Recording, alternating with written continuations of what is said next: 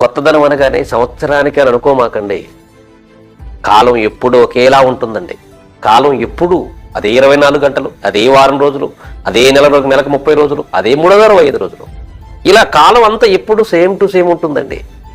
కాలము దేవుడు నియమించింది అయితే ఆ కాలంలో నీకు కొంతకాలం ఇచ్చాడు.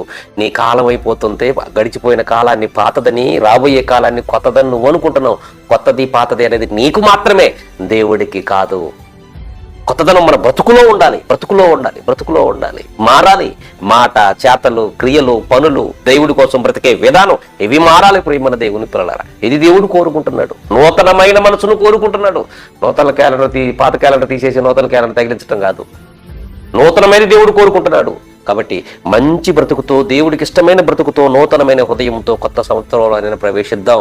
ఇప్పటికీ దేవుడు ఎంతో ఎదురు చూశాడు మన బ్రతుకులు మనం మార్చుకుంటాము అని. ఇకనైనా మారి మన బ్రతుకులు మారిన జీవితాలను దేవుడికి అంకితం ఇద్దాం ప్రియులారా.